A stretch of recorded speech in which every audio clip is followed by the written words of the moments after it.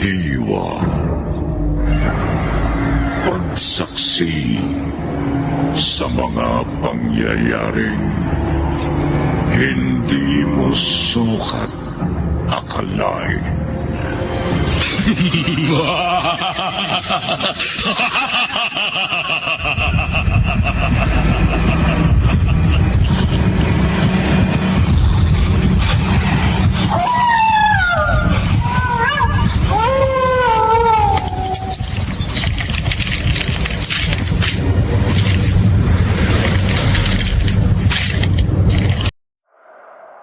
Bata pa lamang si Gibo ay nakakakita na siya ng mga hindi pangkaraniwang nilalang. Nagsimula ang ganitong kakayahan ng lalaki mula nang siya ay mahulog sa hagdanan. Sa kanyang pangalawang buhay, nakikita na rin niya ang mga kaluluwa na dapat ay kasama na niya rin kung hindi lamang siya nabuhay. Lagi siyang kinukulit ng mga kaluluwa na kesyo hindi na siya dapat nabuhay. Sinasabi pa ng ilan na paborito si Gibo ng Diyos sa pangalawang buhay na ipinagkaloob sa kanya. Maraming kaluluwa ang pinipilit siyang kunin, ngunit dahil sa kanyang pananampalataya sa Diyos ay hindi nagtatagumpay ang mga yon. Gibo, sama ka naman sa amin mamaya oh. May inuman ng barkada eh. Ikaw lang ang wala dun. Baka naman... Sabi sa kanya ng kaklasing si Ronald habang siya ay naghihintay ng guro sa kanilang silid. Negative tol, may mas kami mamayang hapon eh. Sabi ni Gibo. Nadismaya naman ang kanyang kaklase. Bumuga ng hangin at walang ganang sumandal sa upuan. Tiyangga lang yan oh. Yun yayayain, laging may mas. Sabihin mo na lang kasi kung ayaw mong sumama, dahil mo pang dahilan eh. Tol, may mas nga kami. Kung ayaw mong maniwala, edi sumama ka sa akin para malaman mo. Tugon ni Gibo. Di ba pwede na kahit minsan mag-skip ka muna dyan? Para naman ma-enjoy mo itong high school life, no? Graduation na tayo, tol. Pero hindi mo pa yata nararanasan mag-relax. Puro ka aral, puro ka simba. Tao ka pa ba? Natatawa na lamang si Ronald sa kanya. Magkaiba tayo ng pamilya eh. Religious yung family meron ako. Kaya hindi mo ako masisisi kung bakit ganito yung lifestyle ko. Ay nako, ikaw na nga bahala. Basta kung anong trip mo, sige gawin mo. Ang sa akin lang naman pre, sana minsan makisama ka rin. Best friend tayo since elementary. Pero kahit kailan, hindi mo ako pinagbigyan eh. Oh, saan ka pupunta? Paparating na si Mamu. Wika ni Gibo. Sa kantin, kakain. Ano, sama ka? Wala pa naman si Ma'am eh, tara. Wala nang nagawa pa si Gibo nang hilahin siya ni Ronald palabas ng silid. Tahimik na ang pasilyo ng mga sandaling yon. Lahat kasi ng silid ay may kanya-kanya ng klase. Pagdating nila sa kantin ay wala ring katao-tao. Tanging ang tindera lamang ang naroroon. 2 banana Q at saka ito, 2 soft drinks. Sabi ni Ronald. Napangiti naman si Gibo dahil sa wakas nilibre din siya ng kaibigan. Nang makuha na ang kanyang order ay pumwesto na rin sila sa lamesa. Habang kumakain ay naramdaman ni Gibo na parabang may tao sa ilalim ng lamesa. Pasimpleng sumilip si Gibo sa ilalim. Napahigpit ang hawak niya sa stick ng banana Q nang makita ang isang batang babae na puting-puti ang mukha. Napalunok lang laway ang binata dahil sa takot. Oh, bakit pre? Tanong ni Ronald nang mapansin na namumutla si Gibo. Hindi pa makapagsalita si Gibo noong mga sandaling yon. Humawak sa kanyang binti ang bata. Ramdam na ramdam niya ang lamig ng kamay nito. Nakangiti yun sa kanya. Ha?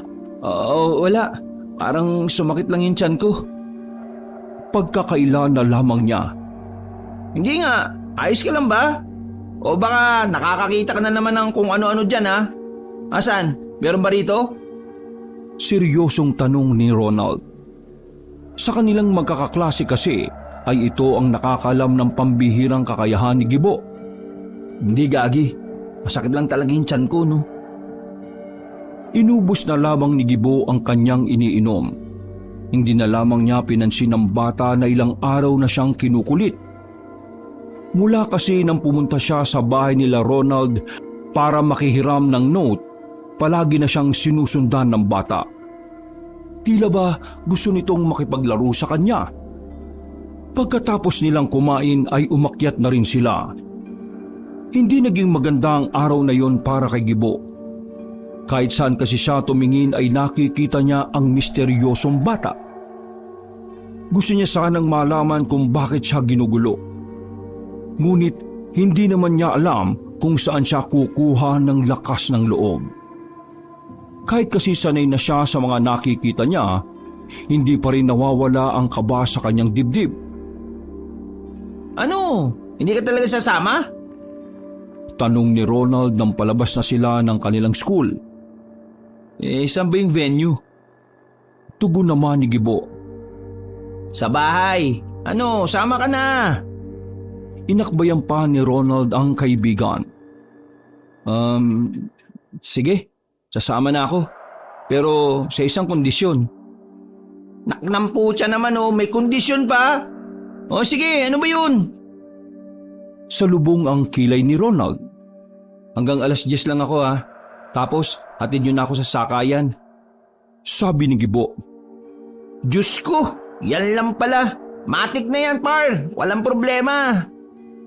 Tsaka libre mo ako pamasahe Dugtong pa ni Gibo. Pambihira. Na, tara na. Para makapag-ayos ako sa bahay. Sabay nang naglakad ang dalawa patungo sa sasakyan. Kalating oras lamang ang binyahe nila at nakarating na sila sa bahay ni Ronald. Malaki ang bahay ng binata. Gawa nga ng may kaya sa buhay ang mga magulang ni Ronald na nasa ibang bansa. Pasensya na, medyo makalat pa rito sa sala Alam mo naman, ako lang ang mag-isa rito sa bahay mula nang isama na nila papa yung mga kapatid ko sa ibang bansa. Wika ni Ronald. Ano ka ba? Okay lang naman Di naman ako maarte. Tsaka makalat din naman nung una akong pumunta dito Kaya sanay na ako. Pabirong sagot ni Gibo. Sige, diyan ka na muna Magpapalit lang ako ng suot. Tinapik ni Ronald ang balikat ni Gibo at saka umalis. Umupo na lang muna si Gibo sa sofa. Sumandal siya at nagdikwatro saka inilabas ang cellphone. Nasa kalagitnaan sila ng pagkalikot ng kanyang cellphone nang maramdaman na tila may tao sa kanyang likuran. Mabilis niyang nilingon yon, ngunit wala namang tao. Naiwan lamang ang malamig na hangin doon. Sa mga pagkakataon na yon, batid na ni Gibo na may nangyayari na namang kakaiba. Pakiramdam ko talaga, taga dito yung batang yun Kilala kaya ni Ronald yun? Pabulong na lamang niyang tanong sa sarili. Babalik na sana ang binata sa pagsiselfone nang biglang tumumba ang walis tambo sa gilid ng pintuan. Naramdaman na lamang niya na nagtayuan na ang kanyang mga balahibo. Maya-maya pa ay bigla na lamang namatay ang ilaw. Dumilim sa sala na dahilan para mas lalo pang kilabutan si Gibo. Pre, brownout ba? Walang ilaw dito! Sigaw ni Gibo sa hagdanan. Agad ding bumaba si Ronald. Brownout yata, pero pwede naman na tayo magluto para pagdating ng iba may pulutan na. Mauna ka na sa kusina, diligpit ko lang yung mga labahan ko sa kwarto. Sabi ni Ronald at muling bumalik sa silid. Gamit ang flashlight ng cellphone ni Gibo ay inilawan niya ang kusina. Pagpasok niya palang doon ay bumigat na ang kanyang pakiramdam. Pre, halika nga muna rito. Tawag ni Gibo sa kanyang kaibigan. Ngunit dahil nasa itaas ito ay hindi siya nito naririnig. Dahan-dahang lumapit si Gibo sa ref. Pagbukas niya ng ref, ay napabalikwas siya nang makitang naroon ang bata. Nakabaluktot sa loob at nakatingin ng direkta sa kanya. Ay, putya! Umatras ang lalaki hanggang nasa dingding na siya ng kusina. Mas lalo pang kinilabutan ng binata nang makitang lumabas na ang bata sa ref. Nagmamadaling tumayo si Gibo at saka bumalik sa sala. Hawak-hawak niya ang kanyang dibdib habang inaalis ang tingin sa kusina. Pre! Tawag ulit ni Gibo, pero wala pa ring tumutugon. Hindi na muna pumunta si Gibo sa kusina. Nanatili lang siya sa tapat ng sofa. Naninindig ang mga balahibo at pinagpapawisan ng malamig. Sino ka man? Huwag mo akong guluhin. Wala akong kasalanan sa'yo. Sabi ni Gibo. Ha? Sinong kausap mo dyan? Napalingon si Gibo sa likuran nang marinig ang tinig ni Ronald. Ha? Wala. Ano? Etong may nag-text sa cellphone ko eh. Hindi ko kilala.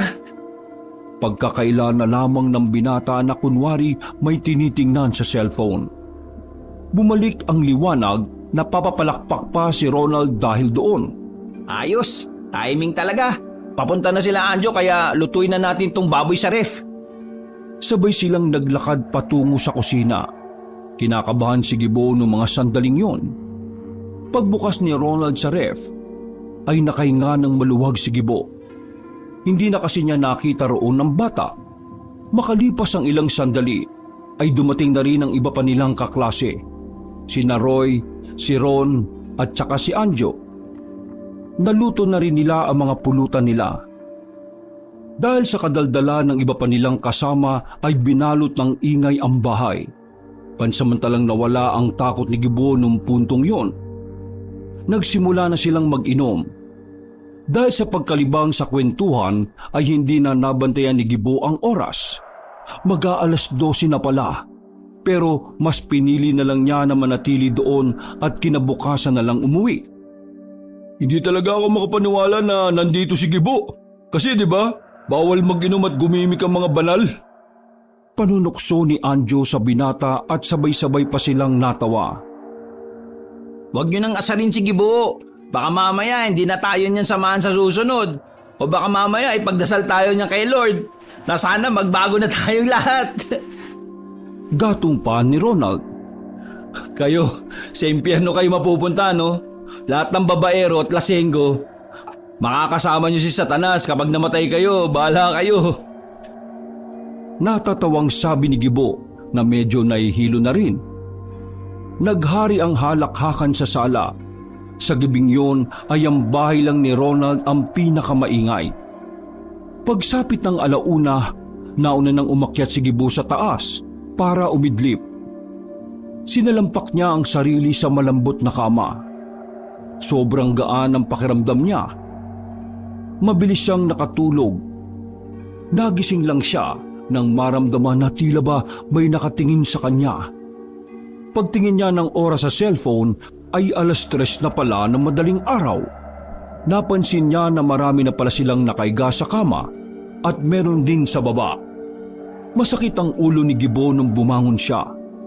Napansin niya na wala sa higaan si Ronald noong mga oras na yon. Lumabas siya ng silid para kumuha ng malamig na tubig. Habang nasagdan siya, ay narinig niya ang tinig ni Ronald. Para itong galit at may kausap sa cellphone. Hindi muna yon pinansin ni Gibo. Inisip na lamang niya na baka kaaway ni Ronald ang girlfriend nito. Kumuha na lang siya ng tubig sa ref.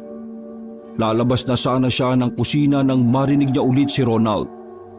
Sa pagkakataong yon ay kinain na siya ng kurisidad. Pinuntahan niya kung saan ang gagaling ang tinig. Nakarating siya sa gilid ng bahay na kung saan may mga nakatambak doon na drum. Sinilit ni Gibo ang kaibigang si Ronald doon. Nakita niya na inaaway ng binata ang isang drum. Oh, anong ginagawa ng lokong yun? Kala naman niya papalagan siya ng drum. Bulong ni Gibo sabay inom ng tubig. Buti lang yan sa'yo. Makulit ka kasi masyado no? Ano, magsusumbong ka?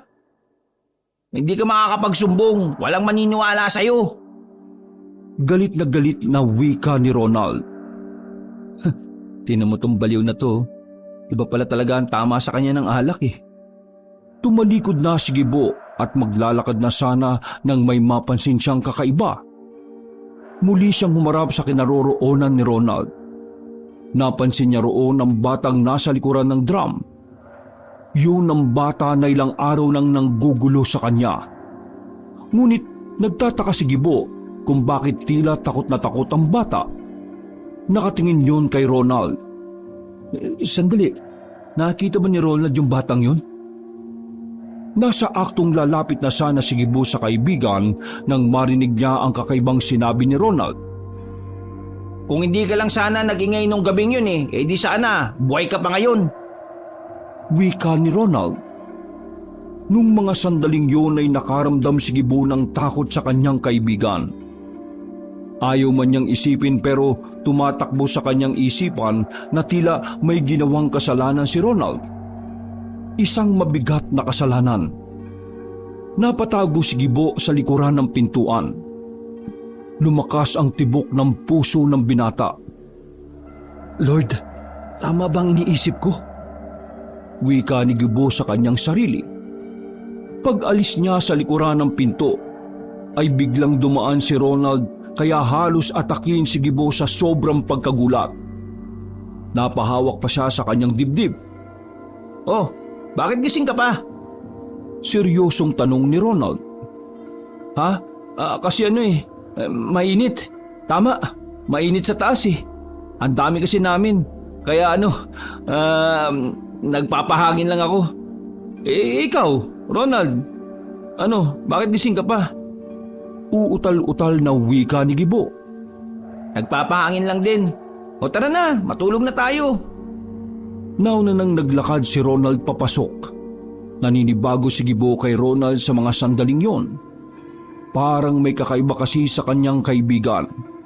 Basta, nakakaramdam na lang siya ng takot. Sumunod na lamang si Gibo.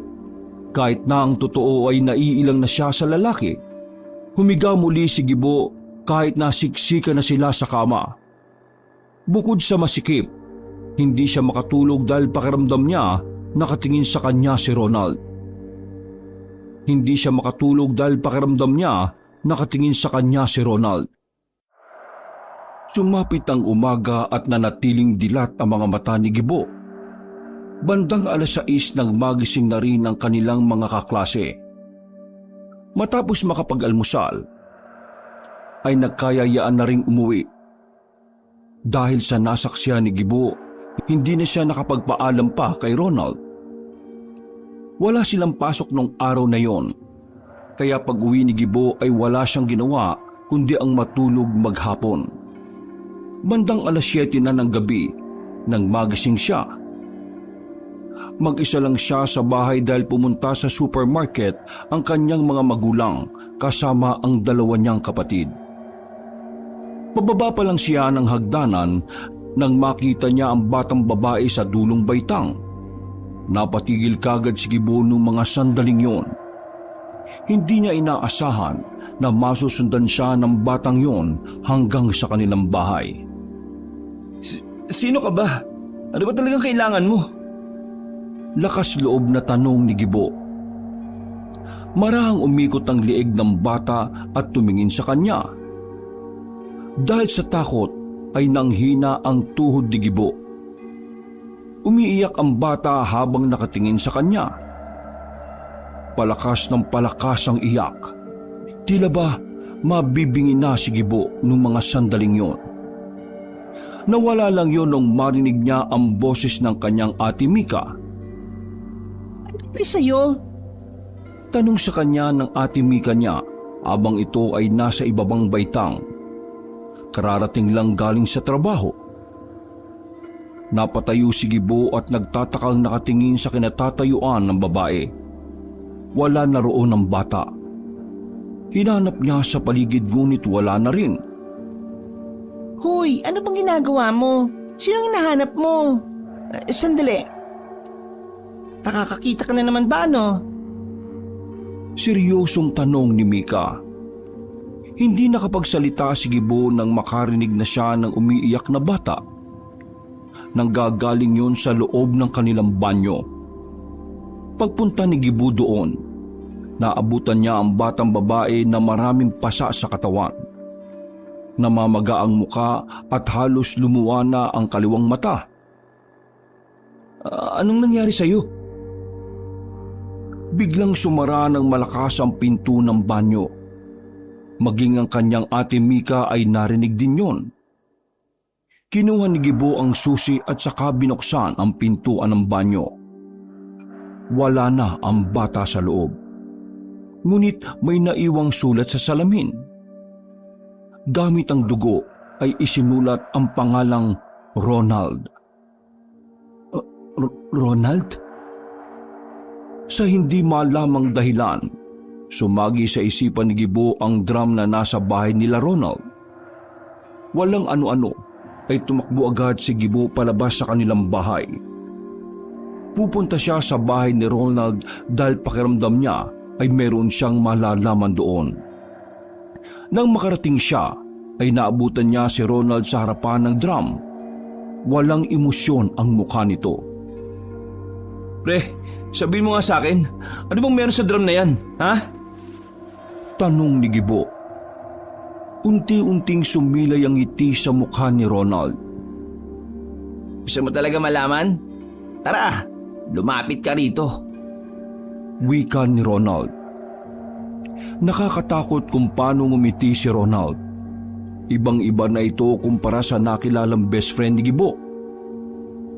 Napansin ni Gibo na tila may tinatagong patalim si Ronald sa likuran nito. Naglalapit na sa kanya si Ronald ay biglang nagdatingan ng mga pulis na kinausap ni Gibo bago siya pumunta doon. Bitiwan mo ang hawak mo at itaas mo mga kamay mo! Sigaw ng isang pulis. Pasensya ka na pre ha. Pero nung nakaraan pa may nanggugulo sa akin eh. Kutob ko, ikaw ang dahilan ng lahat ng ito. Sabi pa ni Gibo. Agad na pinadapa ng mga pulis si Ronald. Pagkatapos ay pinusasan. Akala ko ba matalik tayong magkaibigan? Wala kang kwenta! Galit na sabi ni Ronald nang maisakay na siya sa mobil ng mga pulis. Samantala, pinawasak ni Gibo ang drum na naroon. Napag-alaman nila na simentado ang laman ng drum. Inabot ng halos 1 oras ang pagwasak sa semento. Kalaunan, lumitaw ang isang bangkay ng batang babae. Nakabaluktot at halatang patay na ng tabunan ng semento sa drum. Doon na nakumpirma ni Gibo na ang batang yun nga ang nagpapakita sa kanya. Napagtanto niya na humihingi pala sa kanya ng tulong ang bata para sa hustisya.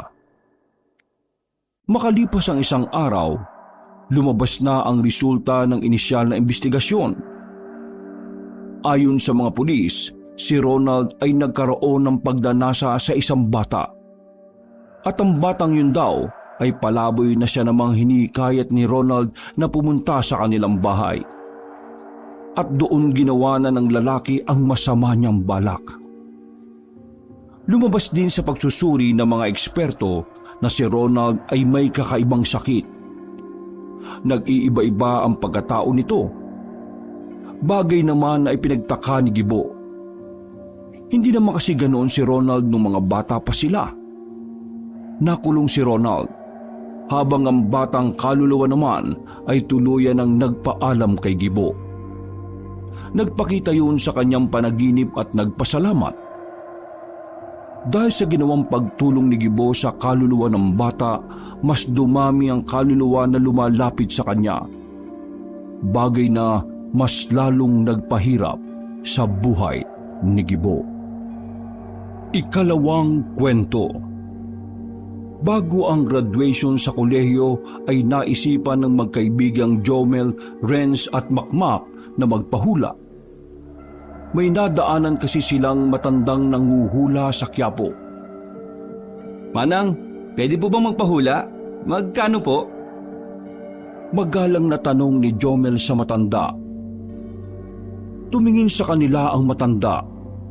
Walang ano-ano ay hinawakan agad ng matanda ang kamay ni Jomel. Manang, gusto ko po munang malaman kung magkano ang bayad. Baka kasi kulang yung pera namin eh. Patuloy ni Jomel. Nakapikit lang ang matanda habang hinahaplos ang palad ng lalaki. Hindi ko sinisingil ang mga may masasamang kapalaran. Sabi ng matanda. Nagkatinginan ng magkakaibigan. Bakit po? Magiging adik po ba si Jomel sa future? O baka maging holdapper? Natatawang tanong pa ni Renz. Uy, manahimik ka nga.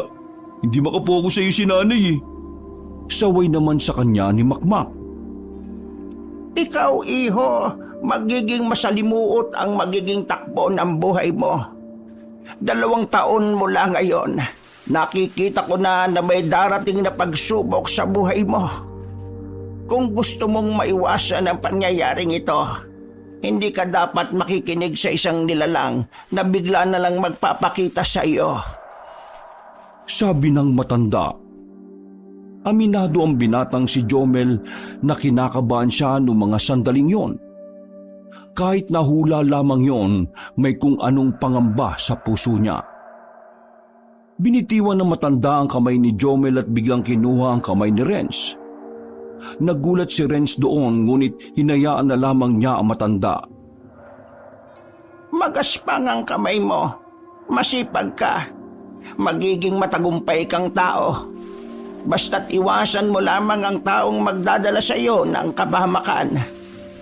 Dahil kapag hindi mo ginawa yon, pati ikaw ay mamamatay. Unti-unting nawala ang ngiti ni Renz. Tulad ni Jomel ay nakaramdam din siya ng kaba. Kaya niyo bang hulaan kung sino yung dapat kong iwasan? Sa gwapo kasing ito, ang daming babayang lumalapit sa akin eh. May halong yabang na sabi ni Renz at nagtawanan pa silang tatlo. Kapal na muka, gwapo nga, supot naman. Sabi ni Makmak. Supot? Baka'y pulupot ko pa sa leg mo itong alaga ko. Sabi naman ni Renz. Ibinaling ng matanda ang kanyang tingin kay Makmak. Kinuha rin ng matanda ang kamay ng binata. Hindi katulad ng 2 nauna, mas matagal ang ginawang pagsusuri ng matanda. Nagsasalubong pa ang kilay nito na tila nahihirapan sa kanyang ginagawa. Nahihirapan yata si nanay ah. Mukhang wala kang future pre. Sabi ni Renz. Natawa naman dun si Jomel. Manahimik nga kayo. Saway sa kanila ng matanda.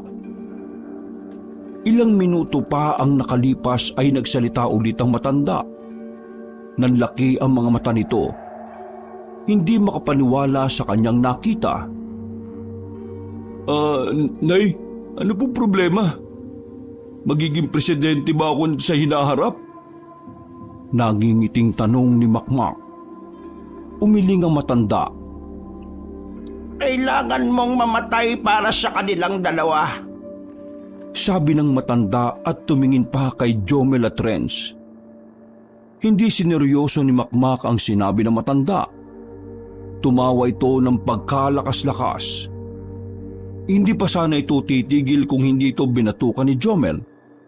Napansin kasi niya na parang naiinis na ang matanda. Kung hindi mo siseryosohin ang pangitain ko, baka hindi mo na mapaghandaan ang pagkawala mo sa hinaharap. Babala pa sa kanya ng matanda. Nanahimik na rin si Makmak. Sige na, makakaalis na kayo. Ay, sandali. Ikaw, anong pangalan mo? Tanong ng matanda kay Renz. Renz po. Sabi niya. 200 lang. Po? Magbayad ka ng 200. Dugtong ng matanda. Bakit ako lang po? Sila. Tanong ni Renz. Tulad ng sinabi ko, ang sinisingil ko lang ay ang may magandang kapalaran. Malas naman. Dumukot na lamang si Renz ng pera sa kanyang butas na pitaka.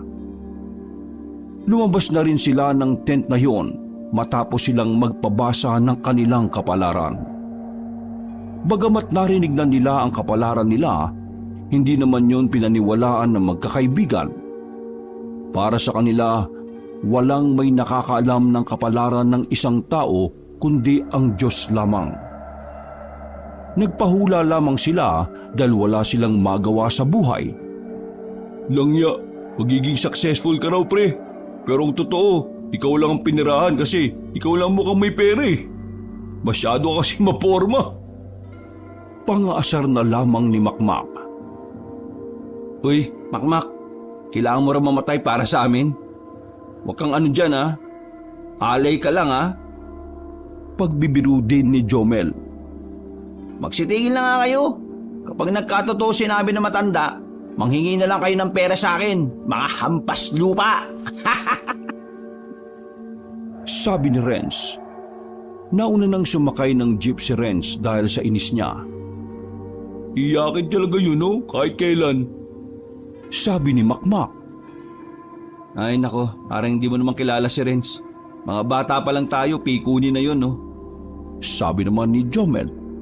O paano? Sakay na rin ako ha. Ingat sa pag-uwi. Good luck sa graduation natin sa Lunes. Sabi ni Makmak at pumara na rin ng jeep. Naiwang mag-isa si Jomel sa bangketa. Habang naghihintay ng masasakyan, natanaw ni Jomel na may pumasok sa tent ng manghuhula. Sa lakas ng boses ng babaeng yun ay narinig pa ni Jomel ang sinabi. Legit yan si nanay. Yung hula niya sa kuya ko, nagkatotoo. Nakapasa si kuya sa board. Sabi ng isang babae na ramdamang pagkasabik sa tinig nito. Oo, yung nanay ko rin, nahulaan niya.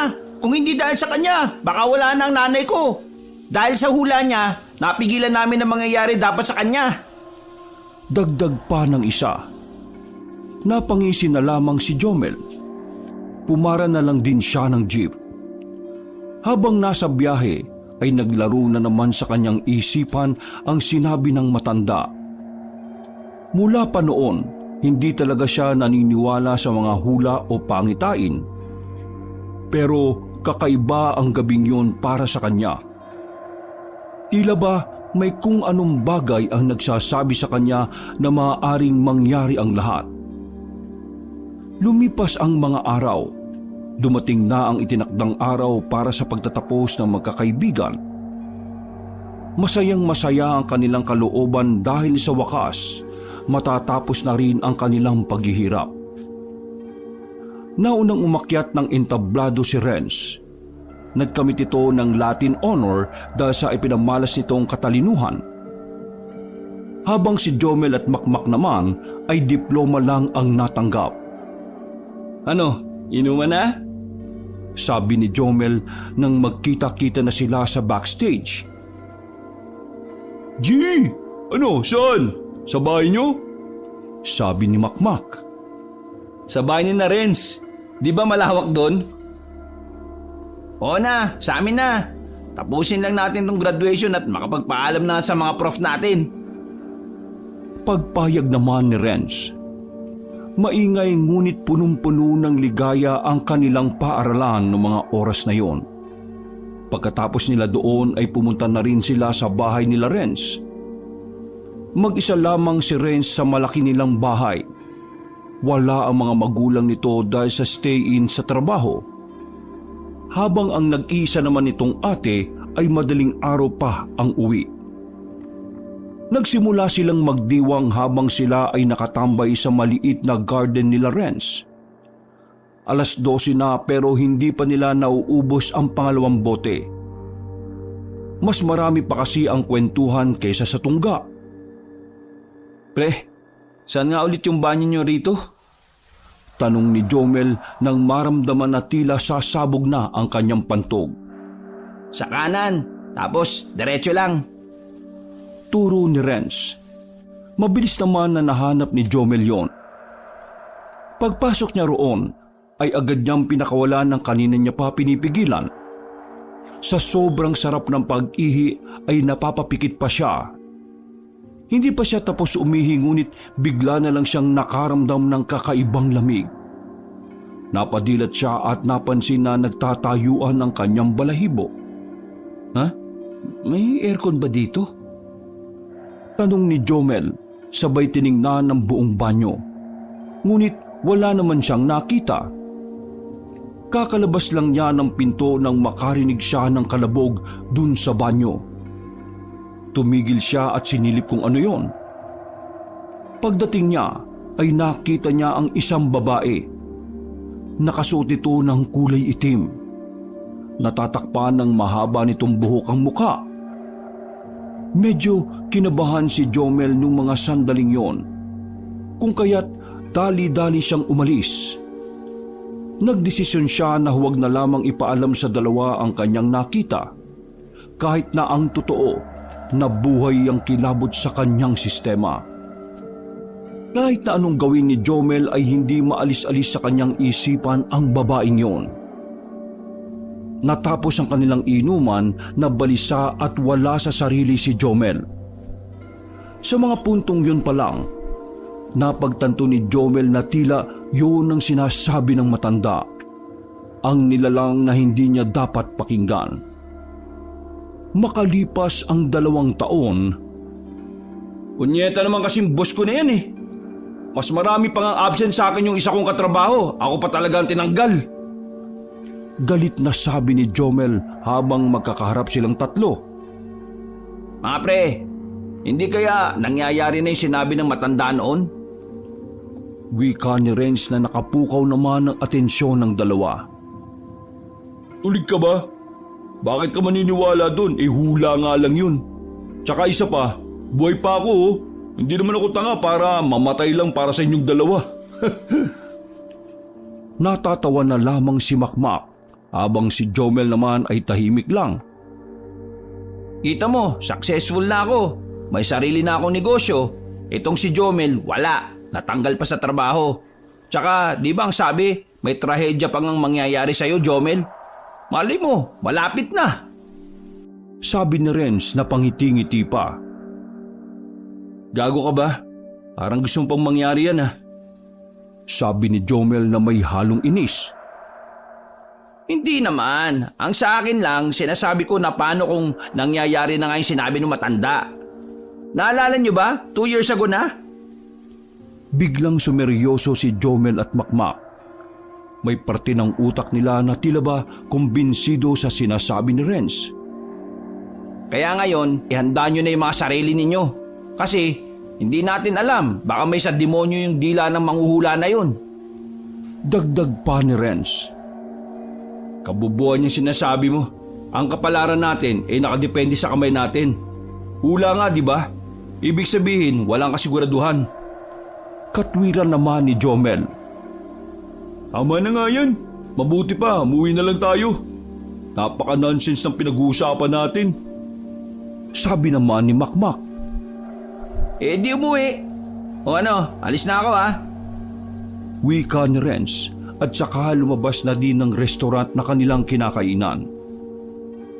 Oh, kita mo yun. Yumaman lang, naging ganyan na yung ugali. Naging weirdo at naging feeling klase na. Sabi naman ni Makmak. Pero, paano kung mangyari nga yung sinasabi ng matanda? Anong gagawin mo? Unti-unting nagbago ang reaksyon ng mukha ni Makmak.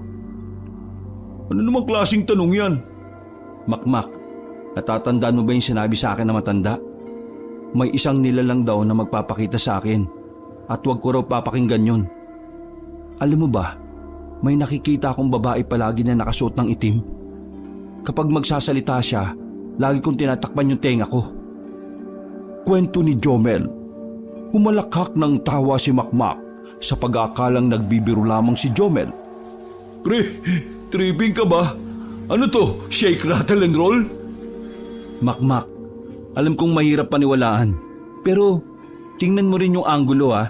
Si Renz, yumaman, kagaya ng sinabi ng matanda. Jomel naman kasi, yayaman talaga si Renz. Matalino yun eh. Ikaw, tayo, mga bobo tayo. Paano mo papaliwanag yung babaeng nagpapakita sa akin? Sige nga. Natamimi si Makmak ng saglit. Naramdaman na niya na seryoso si Jomel sa sinasabi nito. Ano, napaisip ka rin di ba? Sabi ni Jomel. Natigil ang kanilang pag-uusap nang biglang may dumating na lalaki. Pamilyar ang mga lalaking yun kay Jomel, kung kaya't nagtangka siyang umalis ngunit huli na ang lahat. Kung saan-saan ka namin hinanap, narito ko lang pala. Sabi ng isang lalaki na mukhang leader ng grupo. Sandali lang, Eric. Huwag dito. May mga tao. Wala akong pakialam. Pinapahirapan mo akong maningil sa'yo eh. Kaya papatay na lang kita. Dumukot ng baril ang lalaking si Eric. Pagputok nito ng baril kay Jomel ay agad namang nakipag-agawan si Makmak ng baril sa lalaki. Sino ba kayo ha? Ang gulo nyo ah! Sabi ni Makmak. Isang putok ng baril ang umalingaw-ngaw. Nanlaki ang mata ni Jomel nang makitang bumulagta na lang si Makmak. Sakto namang may mga napadaang pulis kung kaya't agad ding nahuli ang grupo ni Eric. Uy, pare, gago ka naman kasi. Bakit mo inagaw? Naiiyak na sabi ni Jomel. Jomel, tama ka. Nangyayari na nga. Uutal-utal na sabi ni Makmak at tuluyan ng binawian ng buhay. Hindi makapaniwala si Renz nang malaman ng balita. Masyadong mabilis sa mga pangyayari kaya labis na nabigla ang lalaki. Hindi alam ni Jomel kung saan siya magsisimula. Basta't nang makaharap niya si Renz ay tulala na lamang siya. Sabi ko naman kasi sa inyo totoo yung hula ng matanda. Namatay na si Makmak para sa'yo. Ngayon, para hindi ako mapahamak, kailangan kong sundin ang sinabi ng matanda. Lalayuan kita kasi ikaw ang magpapahamak sa akin. Hindi ako naniwala sa babaeng nakaitim. Ang sabi niya, ngayong gabi mamamatay si Makmak. Oo, tama. Sinabi niya yun. Ng babaeng walang muka. Yung matagal nang nagpapakita sa akin. Hindi ko siya pinakinggan. Kasi sabi na matanda, huwag ako makikinig. Kasalanan to ng matanda Papatayin ko siya. Galit na sabi ni Jomel. Inagaw niya ang susi ng sasakyan sa kaibigang si Renz. Pinaandar niya ng mabilis ang sasakyan. Ngunit hindi naman bihasa sa pagmamaneho ang lalaki. Sumalpok siya sa poste ng ilaw. Sa lakas ng pagkakabangga ay naging kritikal ang kalagayan ni Jomel. Hanggang sa dumating na nga ito sa pagiging comatose. Napapailamos na lamang ng mukha si Renz. Bukod sa malaking problema ang nangyari kay Jomel, nawasak ang kanyang pinakamamahal na sasakyan. Ay, nakakainis naman Bakit ba naging ganito yung kinantungan ng lahat? Sabi ko naman kasi gawin lang simple yung eksena Sabi ni Renz habang siya ay nasa labas ng silid ni Jomel. Mga ilang sandali lang ay nakatanggap si Renz ng isang text message mula sa isang kilalang numero. Pansamantala niyang iniwan si Jomel sa ospital. Sumakay na lamang siya ng jeep para makipagkita sa isang tao. Makalipas lang ang halos isang oras na biyahe ay nakarating na siya sa Quiapo. Malayo pa lang ay natanaw na niya ang pwesto na dati rin nilang pinuntahan. Maraming naglalabasan doon na katatapos lang magpahula. Agad din naman siyang pumasok nang maubos na ang tao sa loob. Bumungad sa kanya ang isang matandang manghuhula. Ngumiti ang matanda nang makitang magara at mamahali ng kanyang suot. Kumusta ang buhay mayaman, apo? Tanong ng matanda. Lola, bakit naman pati si Jomel kailangan gano'n ang sapitin? Akala ko si Makmak lang ang mawawala. Tanong ni Renz. Apo, siya na ang gumawa ng kapalaran niya. Sabi ko naman sa'yo, hindi ko hawak ang desisyon nila. Basta ang ginawa ko lang ay maging maayos ang daloy ng sumpa. Nang sa ganon ay mas madali ang pag-angat mo. Nasabi ko naman kasi sa'yo na para mapadali ang pagpasok ng maraming biyaya sa buhay mo, kailangan kong may ialay na buhay. At yun na yung mga kaibigan mo. Sabi ng matanda na nakahawak pa sa kamay ng kanyang apo. La, tama ba itong ginawa ko? Nilihim ko sa kanila na lola kita. Tapos, nilagay ko pa sila sa panganib. Huwag kang mamahala, apo. Sa lipunang ito, kung hindi ka gagawa ng maruming paraan, hindi ka aangat. Wala nang lumalaban ng patas ngayon. Ang sumpa na ginamit ko ay matagal kong pinag-aralan para sa iyo. Kaya sana ay maging masaya ka sa magiging buhay mo. Sumpa. Oo, sumpa. Kaya palang kontrolin ng sumpa ang kapalaran ng tao. Sabi na lamang na wika ni Renz. Matapos niyang kausapin ang kanyang lola ay muli niyang binalikan si Jomel sa ospital. Pinagmamasdan niya ang kaibigan na tila natutulog lang ng mahimbing. Tol, pasensya na kayo ah. Kailangan ko lang talagang umunlad dahil sawang-sawa na akong umasa sa tulong ng mga magulang ko eh. Gusto kong patunayan sa kanila na kaya ko maging mas mayaman kaysa sa kanila. Pasensya na ah, pero kailangan ko nang matulog habang buhay. Nang sa ganon, mas maging epektibo ang sumpa ni Lola sa inyo. Wika ni Renz. Dahan-dahan niyang nilapitan ang kaibigang si Jomel. Hinawakan ni Renz ang tubo ng oxygen na nagsisilbing buhay na lamang ni Jomel. Paalam pare, hanggang sa muli. Wika ni Renz at saka binunot ang tubo. Buntong hininga na lamang ang ginawa ni Renz nang makitang unti-unting namamatay ang kanyang kaibigan. Lahat ng yon ay nagawa niya dahil sa pag-aasam na maging mayaman. Wakas!